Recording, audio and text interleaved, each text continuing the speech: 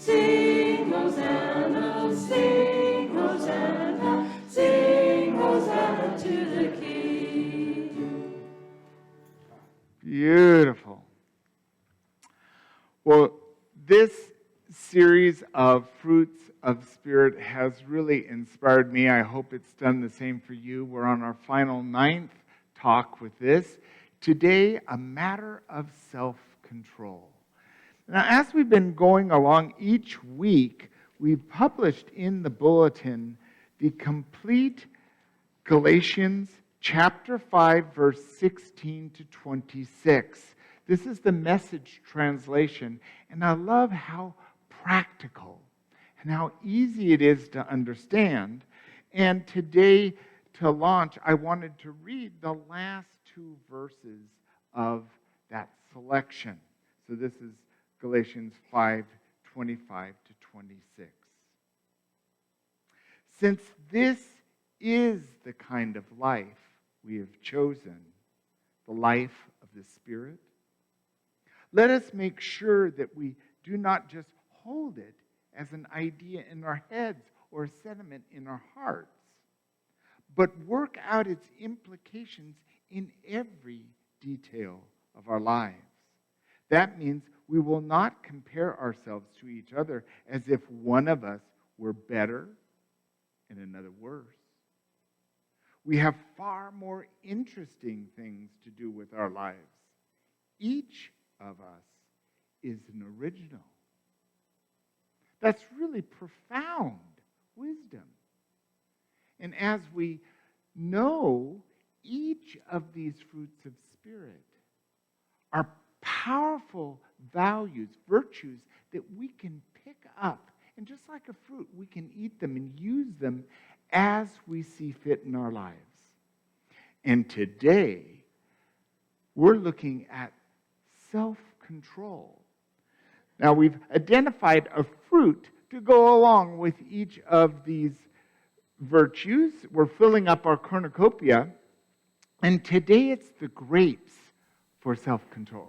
Luscious, juicy grapes to give us a reminder of this important virtue. Now, I chose this scripture passage from 2 Timothy chapter 1, verse 7. God has not given us a spirit of fear, but a spirit of power, love, and self-control. This wisdom is across all spiritual traditions. Who else has control over our lives than ourselves? That's why it's important for us to take the reins and choose that self-control for ourselves. So let's add the grapes to our cornucopia, really filling it up. And boy, this has been a wonderful journey. I wanted to bring in this wisdom from Reverend J. Sig Paulson, a powerful minister and a great writer, who says, when we realize that God is our real self, we no longer pray to Him to do this or that or the other thing. We recognize the fact that our work is to let our real self express itself.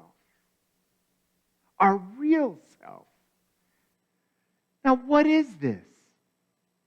What is this self that we're working with? It's that Christ consciousness. It's that higher power. It's that wonderful presence that is always present. And within that, when we know, as people of unity, we say at the beginning of every service how we're one with God. And that wisdom informs us, leads us to awaken to this truth. Now, there are times in our lives where we forget. We forget that truth. It doesn't mean it doesn't exist. We just forget. And then it's sweet to remember. Reverend Sue Sicking, again, a powerful unity minister and writer, says, each one of us has what appears to be two selves. Our everyday outer self with personality, and the one we were created to be, the self we are unfolding, bringing forth into manifestation with moment by moment living. Our purpose in life is to evolve, to unfold our being, to follow a perfect pattern. I love this. I love that moment by moment living. As we know, we turn and we focus on the past, and we rework it, and we get perspective, and there's nothing wrong with that. But if we spend all of our time delving in the past, it's gone forever. We can learn from it. And then we also focus on the future, on the what could be, what should be, what has to be, what may be. And it never gets here.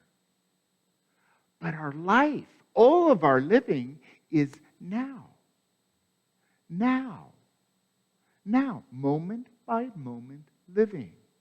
And it's in the now that we have contact with our Christ consciousness, with our wisdom, with our wholeness, with that essence of God that's present for us.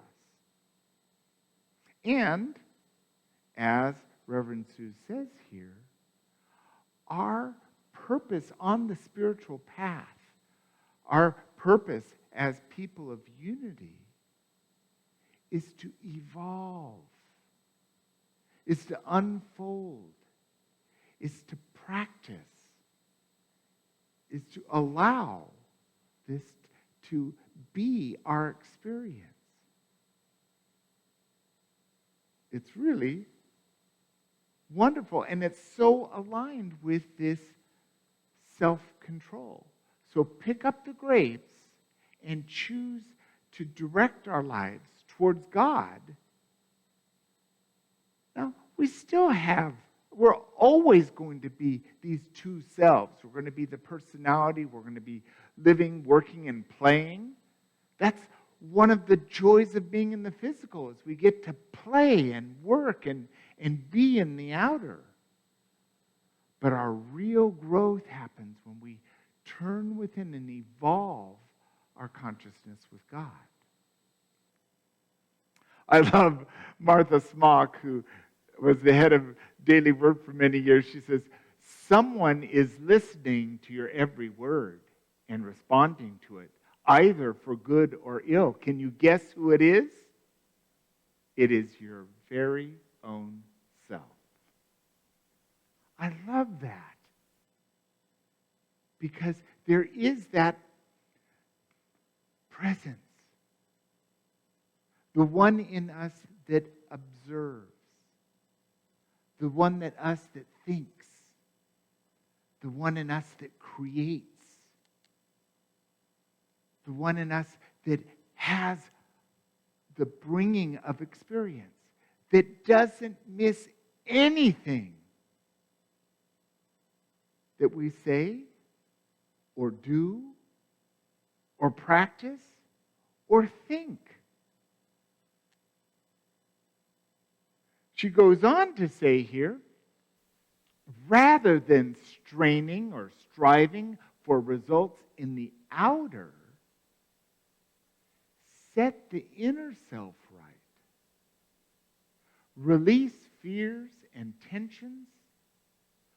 Let go and let God's Spirit carry you forward in life, freedom, and peace.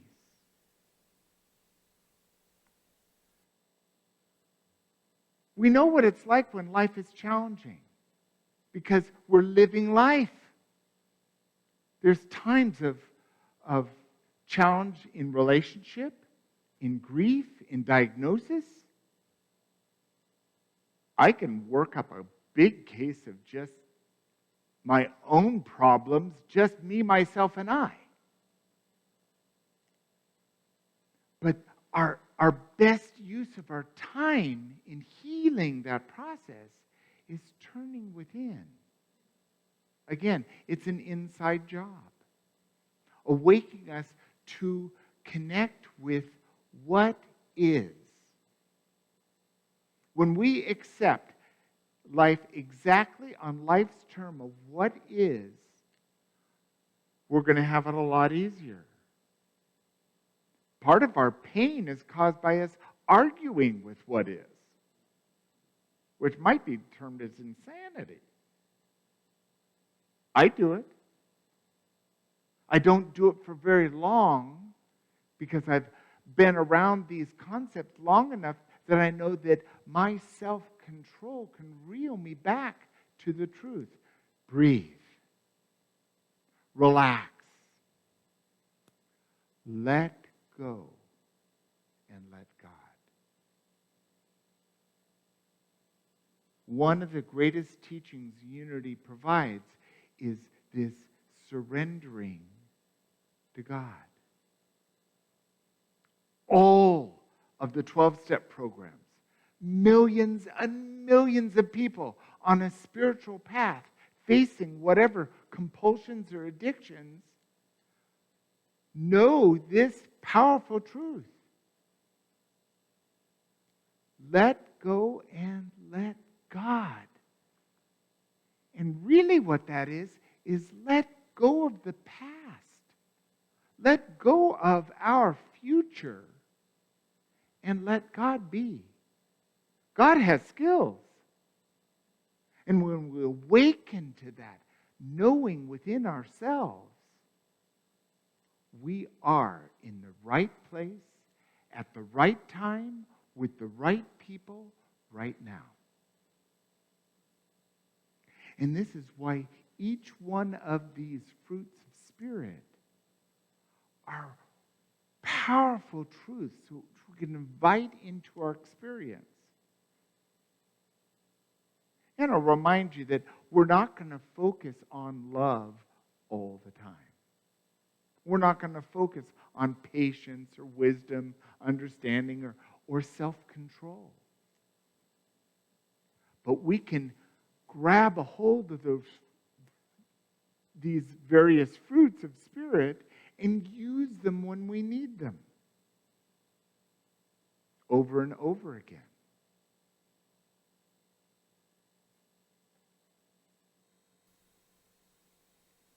Eknath Easwaran, this is going to wrap the talk with this slide, is a great writer and teacher of meditation. And he says, when through the practice of meditation we have gained a measure of control over our desires and learn to direct our attention to where we want, the world will appear very different to us. This turning within affords us the opportunity to pray and meditate.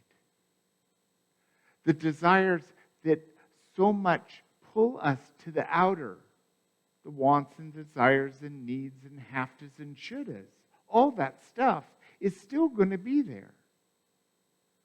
But when we can take time to stop and center, then we can connect with our higher power, with God, with our divine self, with our Christ consciousness.